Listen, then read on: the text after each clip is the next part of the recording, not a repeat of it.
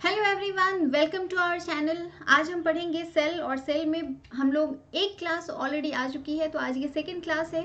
हमने prokaryotic cell के बारे में कंप्लीटली पूरा सब कुछ पढ़ लिया था।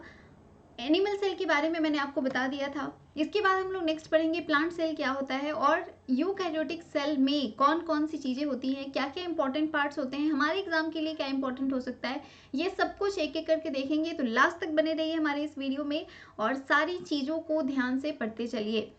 तो ये हमारा, आप जानते हो, एनिमल सेल है। इसके बाद हम लोग पढ़ेंगे प्लांट सेल। आप यहाँ पे देख रहे हो प्लांट सेल के बारे में मैंने आपको पिछली क्लास में बताया था कि इसमें लार्ज वैक्यूल होते हैं। बाकी सारी चीज़ें तो एनिमल सेल की तरह ही होगा, लेकिन इसमें बहुत ही लार्ज वैक्यूल होते हैं। इसके अलावा सेल वॉल पाया जाएगा, जो कि एक खासियत होता है प्लांट सेल का। देन प्लास्टीड पाए जाएंगे, and plastids are the most important part of plant cell. सबसे ऊपर में क्या होगा, तो ये सेल वॉल होगा। इसके नीचे सेल मेम्ब्रेन होगा, और सेल मेम्ब्रेन के अंदर ये जो लिक्विड फ्लूइड पड़ा हुआ होगा उसे हम साइटोप्लाज्म कहते हैं। आप जानते हो न्यूक्लियस के अंदर जो लिक्विड रहता है उसे हम कहते हैं न्यूक्लियोप्लाज्म, ये मैंने ऑलरेडी बताया हुआ है। और न्यूक्लियोप्लाज्म और साइटोप्लाज्म दोनों को कंबाइंडली हम कहते हैं प्रोटोप्लाज्म। तो ये आपको याद रखना है। न्यूक्लियस यहाँ पे है, न्यूक्लियस से जुड़ा हुआ एंडोप्लाज्मिक रेटिकुलम होगा। इसके बाद बाहर में गोल्जी वेसाइकल्स होंगे, गोल्जी बॉडीज यहाँ पे आप देख रहे हो। इसके अलावा इसमें क्लोरोप्लास्ट भी पाया जाता है, जो कि प्लास्टीड्स हैं। प्लाज्मोडेस्माटा, पेरोक्सीजोम्स होंगे, माइटोकॉन्ड्रियोन होगा, सेल मेम्ब्रेन तो होगा ही होगा, साइटोस्केलेटन और बाकी सारी चीजें इसमें आप देख रहे हो। ये पूरा कंप्लीट सेल स्ट्रक्चर है। अब आगे चलते हैं, बात कर लेते हैं सेल मेम्ब्रेन की। तो ये कंप्लीट स्ट्रक्चर है सेल मेम्ब्रेन की। आप यहाँ पे देख रहे हो ये ग्लाइकोलिपिड्स हैं, कार्बोहाइड्रेट भी है, इसमें ग्लाइकोप्रोटीन्स हैं, ग्लोब्यूलर प्रोटीन है, और हाइड्रोफिलिक पोलर हेड्स हैं, इनको कहते हैं पोलर हेड्स, और इनको बोलते हैं टेल। ये जो इस तरह से राउंड स्ट्रक्चर है और फिर नीचे इस तरह से, ठीक है, तो ये इस तरह से पाया जाता है फॉस्फोलिपिड बाइलेयर। ये फॉस्फोलिपिड है, और देख रहे हो एक ऊपर से है इस तरह से, एक नीचे से है, तो इसको बोलते हैं फॉस्फोलिपिड बाइलेयर।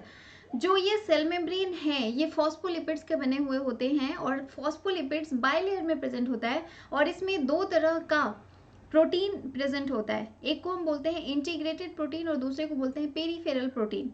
अब पेरीफेरल क्या होता है, तो जो ये बाहर की तरफ प्रेजेंट है इसे हम बोलते हैं पेरीफेरल प्रोटीन, और जो इसमें अंदर में इस तरह से ये घुसा हुआ है इसको हम बोलते हैं इंटीग्रल मेम्ब्रेन प्रोटीन, ठीक है। इसके अलावा इसमें कुछ छोटे छोटे ग्लोब्यूलर प्रोटीन भी प्रेजेंट होते हैं, ग्लाइकोप्रोटीन प्रेजेंट होते हैं, कुछ मात्रा में कार्बोहाइड्रेट भी होता है और कुछ लिपिड भी होते हैं। तो आपको याद रखना है क्या क्या, फॉस्फोलिपिड तो ऑब्वियसली लिपिड होगा, कार्बोहाइड्रेट और प्रोटीन, इन तीन चीजों से मिलकर हमारा सेल मेम्ब्रेन बना हुआ होता है। तो ये ध्यान रखना है आपको। इसके बारे में कुछ फैक्ट्स देख लेते हैं। जैसे cell membrane is composed of lipids that are arranged in bilayer, ये आपको याद रखना है, बाइलेयर में अरेंज्ड होता है। लिपिड कौन सा होगा, तो ये फॉस्फोलिपिड होंगे। This component is mainly composed of phosphoglycerides, sugar and other substance, sugar and carbohydrate. इसमें निकोल्सन ने फ्लूइड मोज़ैक मॉडल बताया था। सिंगर एंड निकोल्सन ये दो साइंटिस्ट हैं, इन्होंने बताया था कि जो सेल मेम्ब्रेन है वो उसका स्ट्रक्चर फ्लूइड मोज़ैक मॉडल की तरह बिल्कुल पाया जाता है। इस मॉडल के अकॉर्डिंग जो सेल मेम्ब्रेन होता है that is quasi fluid nature. Quasi fluid कहने का क्या मतलब, फ्लूइड का मतलब होता है एनीथिंग दैट कैन फ्लो, कोई भी चीज जो फ्लो कर सकता है दैट इज फ्लूइड। और क्वासी फ्लूइड मतलब बहुत ही धीमे फ्लो करने वाली चीजें।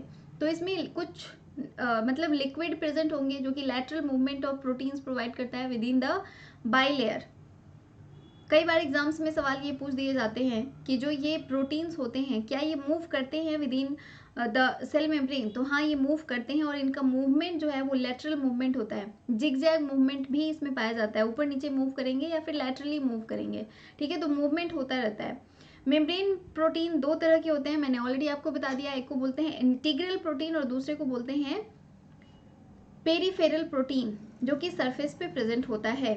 अब अगर हम बात करें प्लाज्मा मेम्ब्रेन का काम क्या होता है, तो बेसिकली प्लाज्मा मेम्ब्रेन का काम होता है to transport the molecules from one cell to another cell.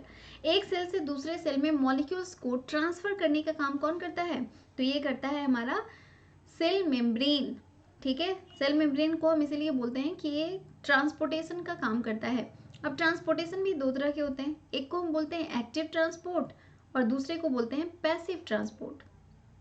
Active transport का मतलब होता है, देखो एक्टिव है तो एनर्जी खर्च होगी, पैसिव है एकदम लेटा हुआ है आराम से है तो कोई एनर्जी खर्च नहीं होगी। तो सिंपल सी बात है, एक्टिव ट्रांसपोर्ट है तो वैसा ट्रांसपोर्ट जिसमें एनर्जी यूज हो रहा हो या एनर्जी खर्च हो रहा हो, एनर्जी का एक्सपेंडिचर हो रहा हो, दैट इज एक्टिव ट्रांसपोर्ट। और जिसमें एनर्जी खर्च नहीं हो रहा है, बिल्कुल एनर्जी खर्च नहीं हो रहा है, आराम से बैठे हुए हैं काम हो रहा है, तो उसे बोलते हैं पैसिव ट्रांसपोर्ट। ठीक है, तो ये दो बातें आपको समझनी है। इसमें क्या होता है कि जो कॉन्सेंट्रेशन ग्रेडियंट है उसके अगेंस्ट में हमें चीज़ें भेजनी होती है, इसलिए एनर्जी लगाना पड़ता है। तो एक्टिव ट्रांसपोर्ट में क्या होता है, आप जानते हो अलग अलग टाइप के ट्रांसपोर्टेशन ऑर्गेनिज्म में पाया जाता है। अगर वाटर का ट्रांसपोर्टेशन कह लो तो उसे हम ऑस्मोसिस कहते हैं। तो इसी तरह से एक्टिव ट्रांसपोर्ट में जब हम कॉन्सेंट्रेशन ग्रेडियंट के अगेंस्ट सब्सटेंस को भेजते हैं तो हमें एनर्जी यूज करनी पड़ती है, एनर्जी लगानी पड़ती है, and that is a rapid process. इसमें बहुत कम समय लगता है, एनर्जी देंगे ऑब्वियसली। तो अब मान लो किसी को आपने हायर किया है काम करने के लिए तो वो जल्दी काम हो जाएगा। वही अगर आप सोच रहे हो कि नहीं हम धीरे धीरे काम करेंगे तो वो काफ़ी धीरे धीरे स्लो होगा, एनर्जी खर्च होगी, बट आपकी खर्च होगी, पैसे खर्च नहीं होंगे। एनर्जी का मतलब पैसे खर्च करना, तो वो चीज़ें हैं। तो it is rapid process. Passive transport में क्या हो जाता है, ये स्लो प्रोसेस होता है और ये कॉन्सेंट्रेशन के अगेंस्ट काम नहीं करता है। जिस वे में मतलब किसी भी सब्सटेंस को हमें भेजना है तो क्या करेंगे, हायर कॉन्सेंट्रेशन से लोअर कॉन्सेंट्रेशन की तरफ भेजना है। ठीक है, तो इसमें हमें कोई एनर्जी नहीं लगानी पड़ेगी। ज़्यादा से कम में किसी भी चीज़ को भेजना है तो ऑब्वियसली हमें एनर्जी नहीं खर्च करनी है, लेकिन अगर कम से ज़्यादा में भेजना है तो हमें एनर्जी खर्च करनी पड़ती है। तो दैट इज सेल मेम्ब्रेन। अब आगे बात कर लेते हैं सेल वॉल। तो आप जानते हो सेल वॉल जो होता है ये बेसिकली प्लांट सेल और फंगी में पाया जाता है, ये भी आपको याद रखना है। प्लांट सेल और फंगी में सेल वॉल प्रेजेंट होता है। एल्गी में सेल वॉल जो होता है, एल्गी के अंदर जो सेल वॉल पाया जाता है वो बना होता है cellulose, गैलेक्टेंस and minerals like calcium carbonate. ये याद रखना है, एग्जाम में बहुत बार पूछ चुका है। एल्गी में जो सेल वॉल होता है वो किस चीज़ का बना होता है, सेलुलोज, गैलेक्टेंस और कैल्शियम कार्बोनेट का। अगर प्लांट्स की बात करो तो प्लांट्स में cellulose, hemicellulose, proteins and pectins का बना हुआ होता है, तो ये भी आपको ध्यान रखना है।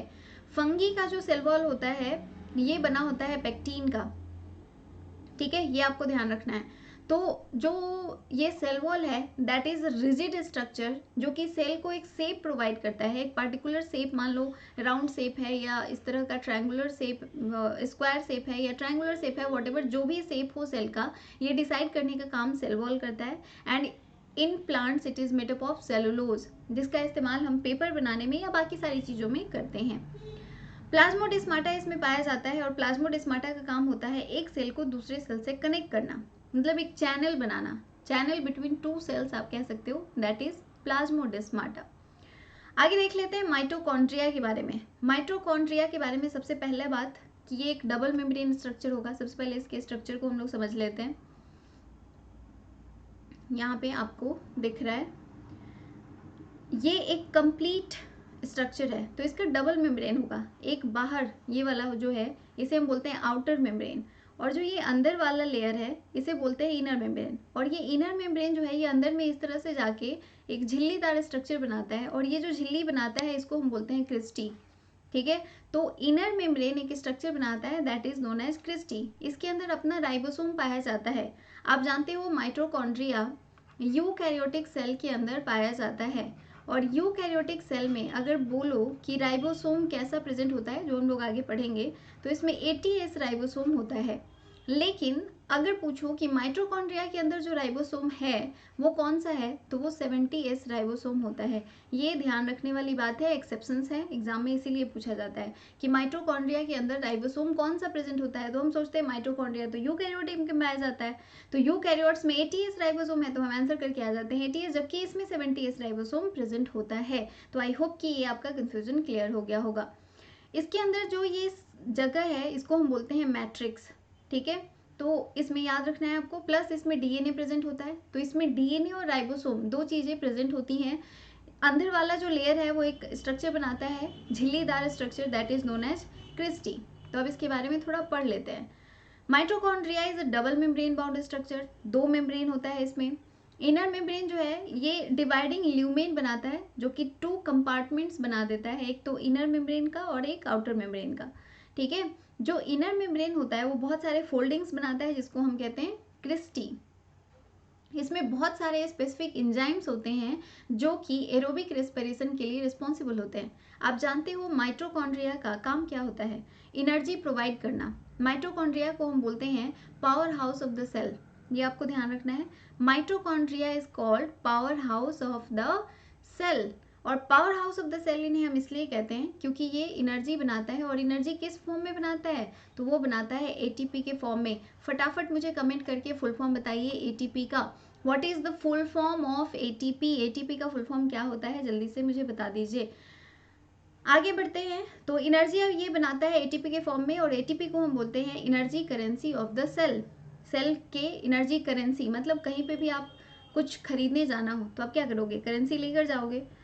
तो किसी भी तरीके से आप अपने पैसे को पे करते हो तब जाके आपको वो सामान मिलती है। बिल्कुल उसी तरह हमारे शरीर में भी जहाँ कहीं भी एनर्जी की हमें ज़रूरत होती है वहाँ पे एटीपी खर्च होता है।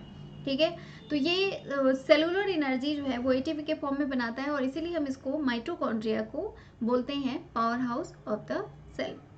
अब जो ये मैट्रिक्स होता है इसके अंदर डीएनए, आरएनए और राइबोसोम प्रेजेंट होता है जो कि प्रोटीन सिंथेसिस में हेल्प करता है। ठीक है, सिंपली आपको याद रखना है राइबोसोम का मेन काम होता है प्रोटीन सिंथेसिस, और इसमें 70S राइबोसोम होता है, ये भी आपको ध्यान रखना है। तो ये था हमारा माइटोकॉन्ड्रिया।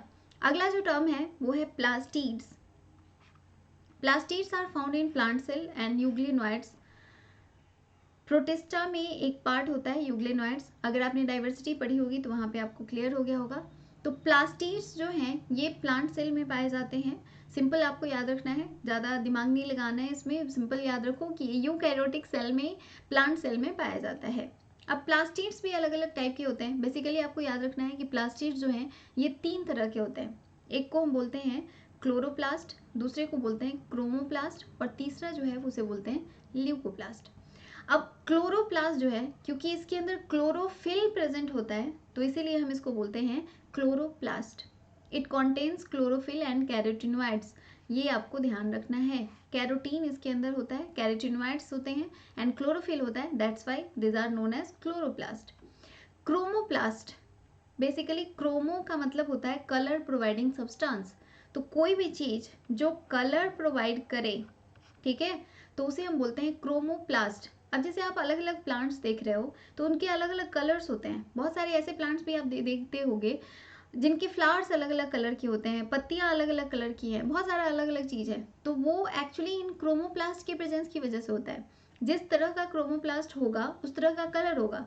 जैसे इसमें एग्जाम्पल में देख लो कैरोटीन एंड जेंथोफिल्स। ये जो कैरोटीन है, कैरेट गाजर का colour basically orange, light orange colour का होता है, तो ये कैरेटीन की वजह से होता है। याद रखना है आपको, कैरेट से कैरेटीन। ठीक है, और जैंथोफिल जो है ये येलो कलर प्रोवाइड करता है। तो ये चीज़ें आपको याद रखनी है। Chromoplast is used for providing colour to the plant. इसके अलावा एक और प्लास्टिड होता है जिसको हम बोलते हैं ल्यूकोप्लास्ट। और ये ल्यूकोप्लास्ट का क्या काम होता है?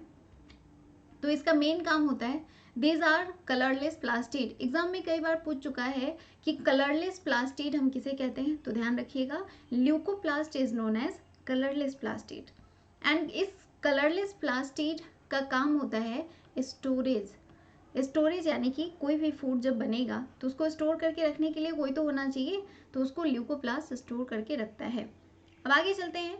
क्लोरोप्लास्ट कॉन्टेन्स क्लोरोफिल, जो कि सोलर एनर्जी के प्रेजेंस में फोटोसिंथेसिस परफॉर्म करता है, और फोटोसिंथेसिस परफॉर्म करने के बाद ये एनर्जी प्रोवाइड करता है या ग्लूकोज का फॉर्मेशन करता है। क्रोमोप्लास्ट जो है ये येलो, ऑरेंज या रेड कलर प्रोवाइड करता है to the plants. Leucoplast is a colourless plastid that store food. ये अलग अलग टाइप के होते हैं, बेसिकली 3 टाइप का होता है। एक को हम बोलते हैं एमाइलोप्लास्ट। ल्यूकोप्लास्ट में पहला टाइप अमाइलोप्लास्ट, ये कार्बोहाइड्रेट स्टोर करके रखने का काम करता है। अमाइलोप्लास्ट क्या स्टोर करता है? कार्बोहाइड्रेट। इलायोप्लास्ट ये ऑयल्स स्टोर करता है, and aleuroplast that stores protein. I hope कि इतना क्लियर हो गया होगा। ठीक है, तो एग्जाम में कई बार ये पूछ चुका है कि प्रोटीन कौन स्टोर करता है, तो वो दैट इज एल्यूरोप्लास्ट। अगर ऑयल्स के स्टोरेज की बात करो तो वो हो जाएगा इलायोप्लास्ट।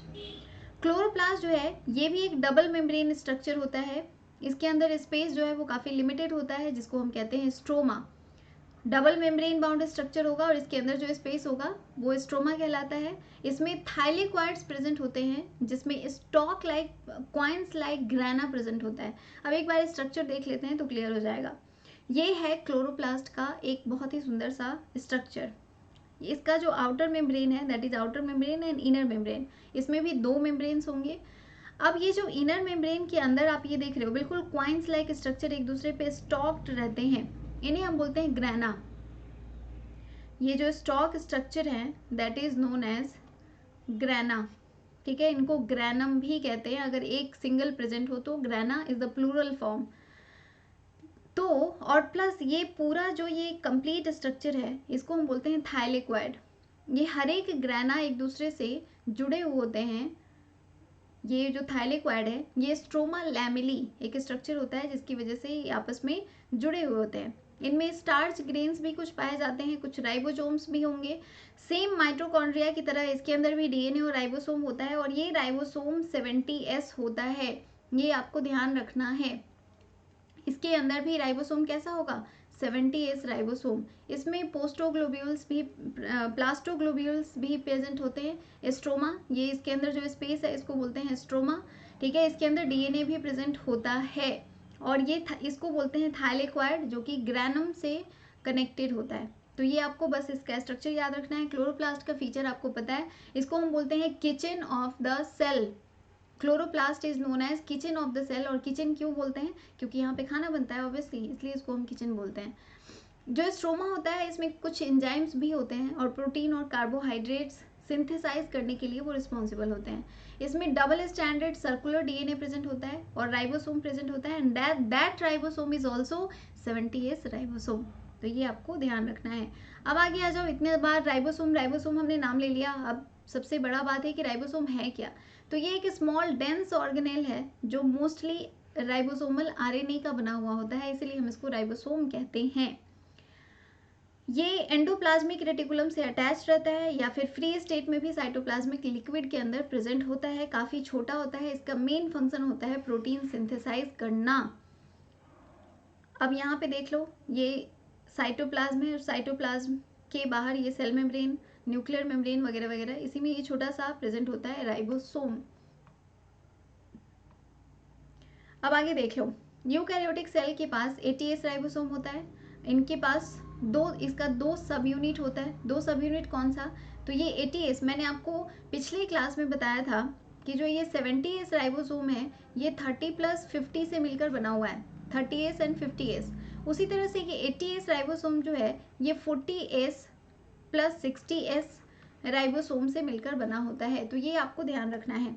70S राइबोसोम में 2 सब यूनिट होते हैं, 30S and 50S। 80S ribosome में भी 2 सब यूनिट होते हैं, लार्जर सब unit is 60S and smaller सब यूनिट इज 40S। अब आगे बात करते हैं, इसमें सेल में कुछ और भी स्ट्रक्चर्स होते हैं, जैसे कि सेंट्रोसोम एक ऑर्गेनेल होता है जिसमें 2 सिलेंड्रिकल स्ट्रक्चर होते हैं, जिसे हम सेंट्रियोल्स कहते हैं, and each centriole is made up of 9 fibrils of tubulin protein. बस हमें याद रखना है, centrosome are made up of centrioles and these centrioles are made up of 9 fibrils of tubulin protein। ये ट्यूबुलिन प्रोटीन का बना हुआ होता है, and it is a part of peripheral fibrils that are known as spokes।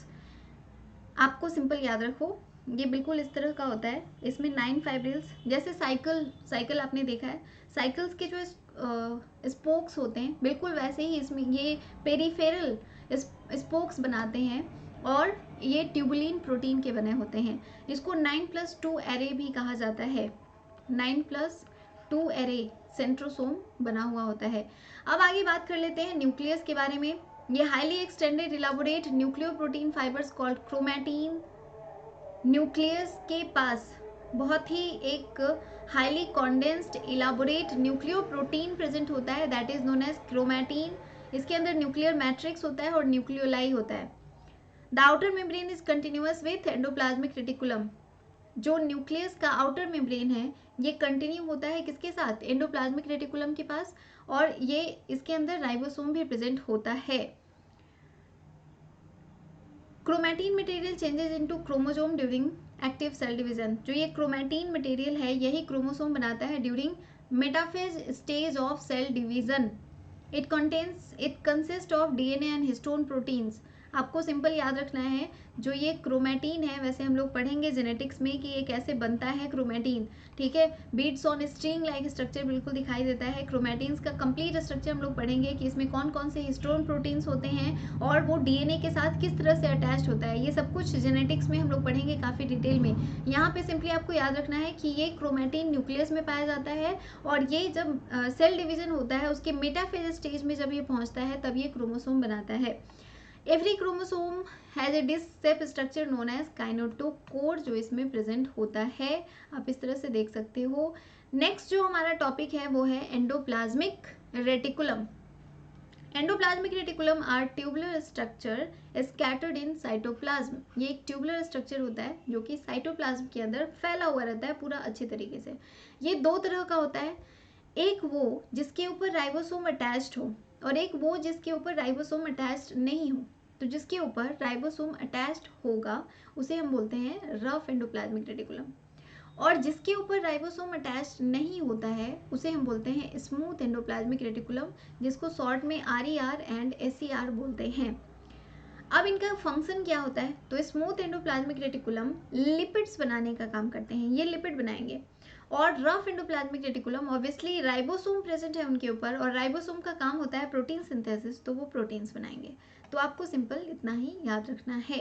अगला है Golgi apparatus. इसका नाम गोल्जी इसलिए रखा गया क्योंकि इसको कैमिलो गोल्जी ने डिस्कवर किया था। Camillo Golgi is a scientist who discovered या observed Golgi apparatus in nucleus, near nucleus। इसके डिस्क शेप स्ट्रक्चर होता है, सैक लाइक स्ट्रक्चर इसके अंदर प्रेजेंट होता है जिसे हम बोलते हैं सिस्टर्नी, जो कि एक मतलब एक दूसरे के पैरेलली स्टॉक्ड होते हैं। ये जो आप देख रहे हो इस तरह का structure that is known as cisternae, ठीक है। और इसका ये वाला जो फेस होता है, छोटा वाला फेस, मतलब ये बिल्कुल इस तरह का होगा, ठीक है। और इसके अंदर बहुत सारे ये इस तरह के स्टॉक्स प्रेजेंट होते हैं। माइटोकॉन्ड्रिया नहीं है ये। तो ये बाहर वाला जो ये फेज होगा इसको हम बोलते हैं ट्रांस और ये अंदर वाला जो फेज होगा इसे हम बोलते हैं सिस फेज, ठीक है। ये सिंपल गोल्जी एपरेटस का एक स्ट्रक्चर है जिसमें इधर ट्रांस फेज और इधर सिस फेज होता है और इसके अंदर जो ये इस तरह का स्ट्रक्चर प्रेजेंट होता है इसे हम बोलते हैं सिस्टर्नी। अब इसका काम क्या होता है, तो इसका काम होता है पैकेजिंग।